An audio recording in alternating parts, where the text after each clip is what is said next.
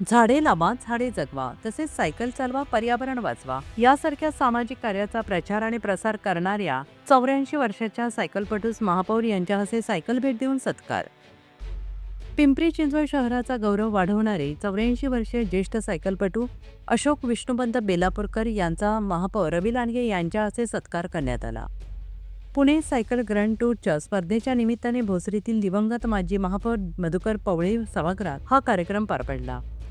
महापौर रवी लांडगे यांनी यावेळेस बोलताना ज्येष्ठांची जिद्द, सातत्य आणि अनुभव हे समाजासाठी प्रेरणादायी असल्याचे सांगितले. तरुण पिढीने अशा व्यक्तींमधून प्रेरणा घ्यावी असंही त्यांनी आवाहन केले. बेलापूरकर यांनी गेल्या 70 वर्षात सायकलवरून लाखो किलोमीटर प्रवास केला असून आळंदी ते पंढरपूर वारीसह विविध राज्यांमध्ये सायकल यात्रा केली आहे. सायकल चालवा, पर्यावरण वाचवा आणि झाडे लावा, झाडे जगवा असा सामाजिक संदेशही ते देत आहेत. या कार्यक्रमाला उपमहापौर शर्मिला बाबर, स्थायी समिती सभापती अभिषेक बारणे, विरोधी पक्षनेते भाऊसाहेब भोईर यांच्यासह अनेक मान्यवर उपस्थित होते. ज्येष्ठांचा अनुभव आणि तरुणांचा उत्साह यामुळे शहराचा विकास अधिक वेगाने होऊ शकतो असे प्रतिपादन यावेळी महापौर यांनी केलं आहे.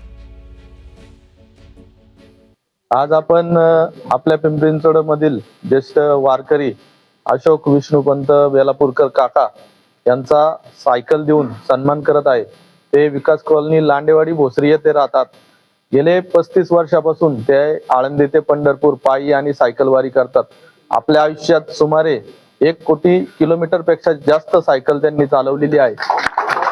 त्यांचं ते सायकलवरील प्रेम आणि स्वतःच्या शरीरावरील प्रेम, ते जोर मारतात याही वयात, सरपाट्या मारतात, उड्या मारतात, रनिंग करतात आणि सायकलवीर आहेत. त्यांना इंडियन नॅशनल सायकलवीर म्हणून पुरस्कार भेटलेला आहे. तसेच त्यांना जी जुनी सायकल होती ती आपल्या शहराचे संस्थापक कैलासवासी अण्णासाहेब मगर यांनी भेट दिली होती.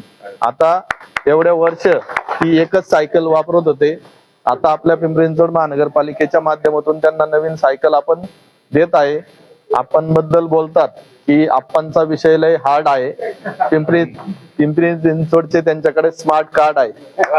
असं आपणकडून आपण सर्वांनी प्रेरणा घ्यावी आणि त्यांचं आपल्या शरीरावर जसं प्रेम आहे तसं आपण सर्वांनी आरोग्याबद्दल सतर्क राहावे अशी आपल्या सर्वांना विनंती करतो.